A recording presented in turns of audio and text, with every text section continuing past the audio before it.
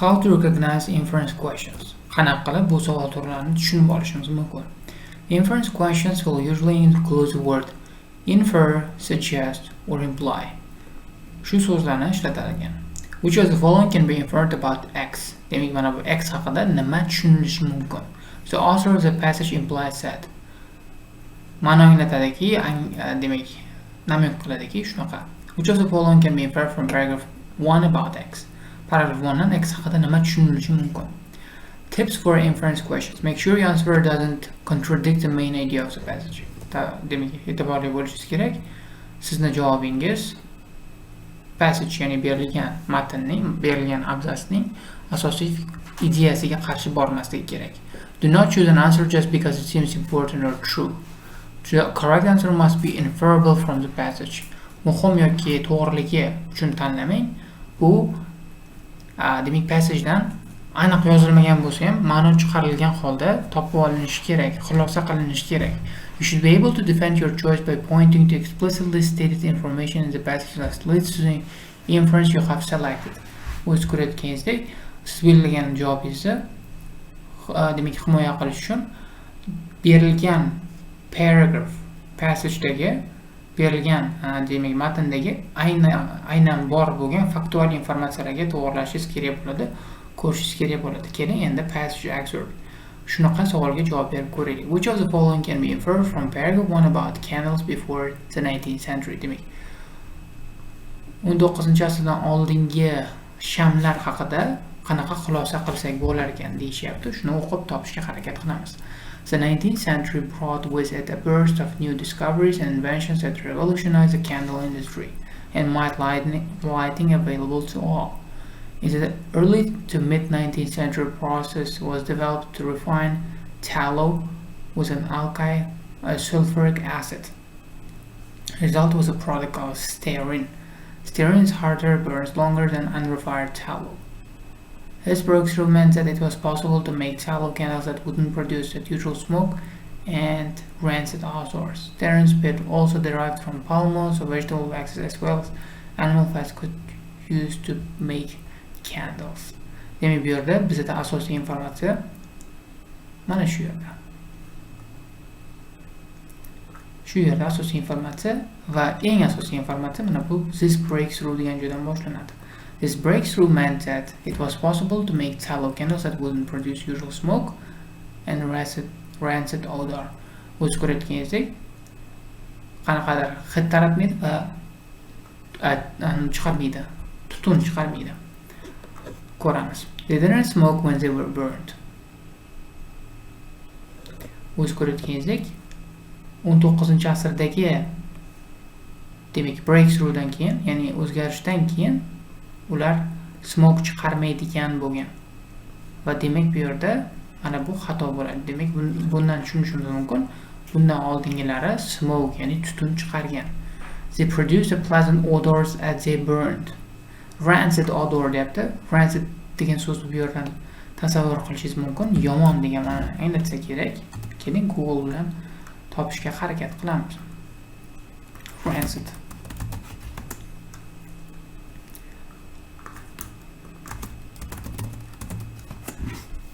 O'z ko'rayotganingizdek, rancid means highly unpleasant, repugnant. Yomon, demak,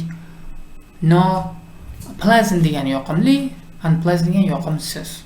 Yoqimsiz demak hid degan ekan. Rancid fe'li, demak adjective hidga nisbatan ishlatilar ekan va yoqimsiz degan ekan. Demak, 19-asrdan oldingilari yoqimsiz demak hid chiqargan. Lekin bu yerda yoqimli hid chiqargan deb bu ham xato bo'ladi. They were not available to all. They were not available to all. Bu bo'lishi mumkin. They contain sulfuric acid. O'zimiz ko'ramiz. In the early to mid-19th century with sulfuric acid. O'z ko'rayotganingizdek, 19-asrning o'rtasidan sulfuric acid qo'llashni boshlashgan.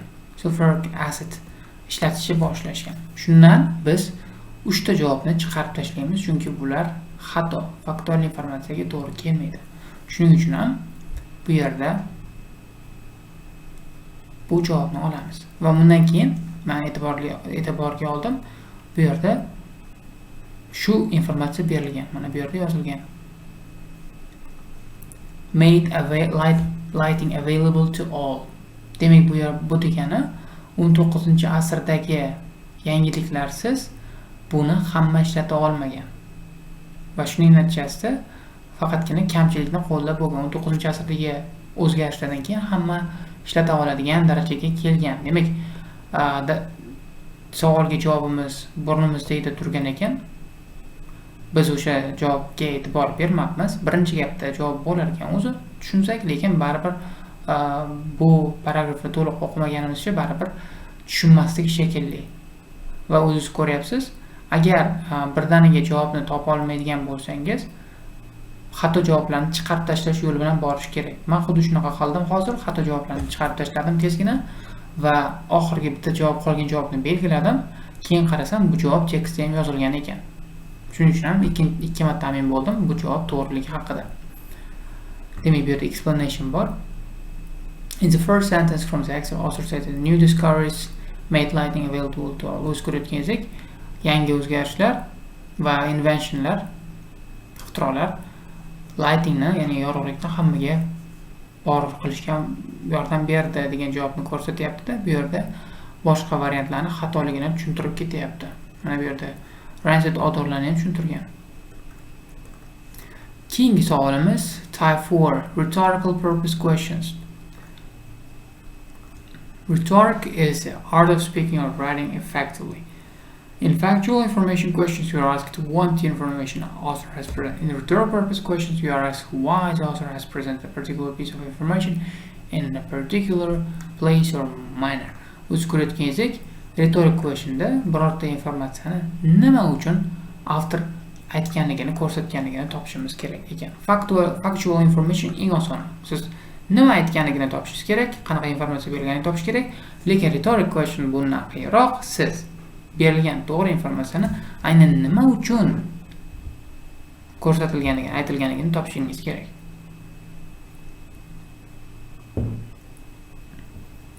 Rhetorical purpose questions ask you to show that you understand the rhetoric function of a statement or a paragraph as it relates to the rest of the passage.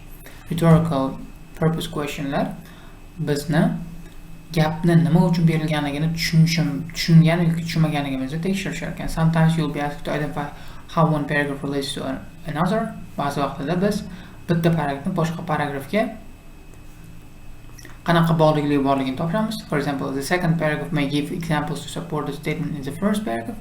Ikkinchi paragraf birinchi paragrafdagi fikrlarga misol berishi mumkin. The answer choices may be expressed in general terms. For example, the theory explains and illustrated, or in terms that are specific to the passage. The author explains the categories of adaptation deserved by mammals and gives an example.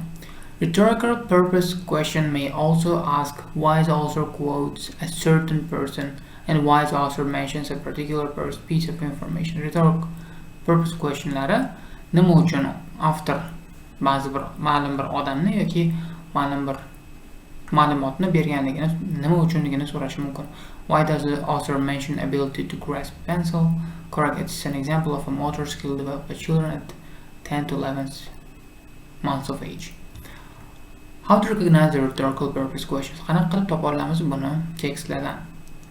There are examples of the way rhetorical purpose questions are typically worded. The author discusses X in paragraph 2 in order to. After ikkinchi paragrafda shuni discuss qiladi. In order to maqsadda topishimiz kerak.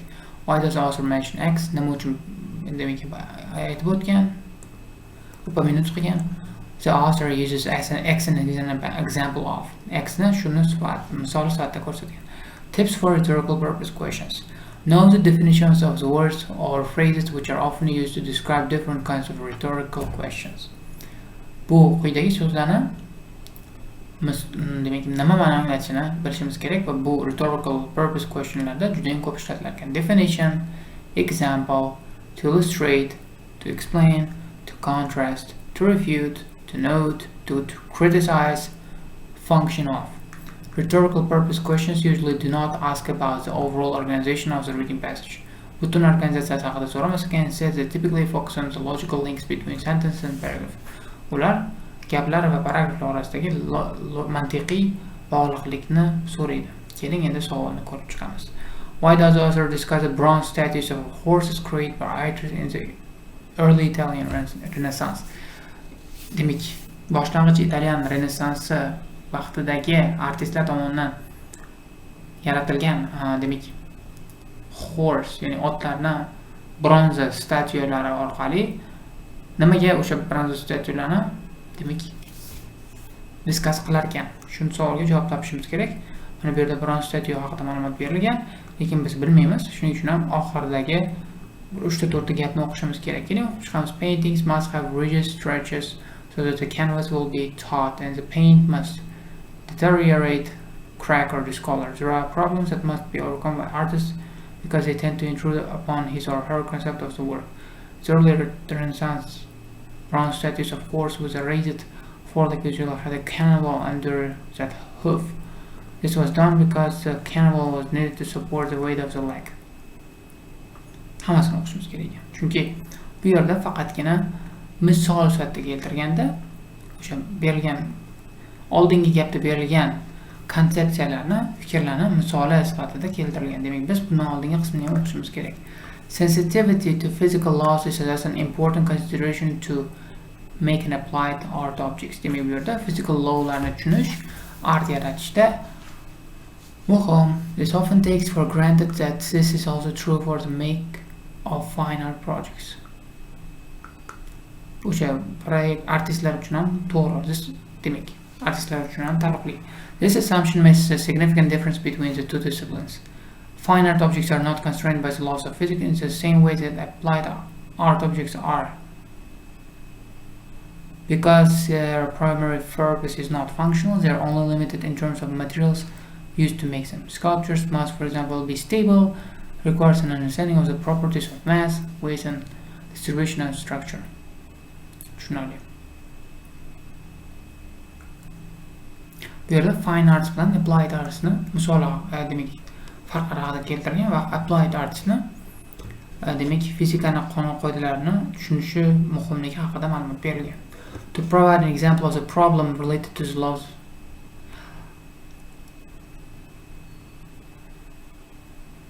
Demak, fine arts are concerned with the laws of physics haqida ma'lumot yo'q. Demak, chiqarib ketish yo'ldan borar ekanmiz. Birinchi javobni to'g'ri deb o'yladim. Shuning uchun ham birinchi navbatda men boshqa javoblarni chiqarib tashlayman. Birinchi javob to'g'riligiga ishonchim komil bo'lishi uchun. To contrast the relative sophistication of modern install. To contrast haqida ma'lumot yo'q. Modern artist haqida ham ma'lumot yo'q. To note an exceptional piece of art constructed without the aid of technology. No information about without the aid of technology. O'zim aytganimdek, birinchi javob to'g'ri bo'lar ekan bu yerda ham. Mana bu yerda o'zgartirgancha correct choice is 1. Birinchi javob to'g'ri bo'ladi. Buni tushunishingiz kerak. Bu yerda ham boshqa noto'g'ri variantlarni olib tashlash bilan demak javobni topdim va bu yerda mana bu javobni demak javobga baza sifatida olishimiz mumkin. Mass, weight distribution and stress haqida o'ylash kerak va bu physics, demak, fizika qonun-qoidalari bilan paydo bo'ladigan muammolar va buni skulptorlar demak overcome qilish kerak, yengib o'tish kerakligi haqida ma'lumot berilgan.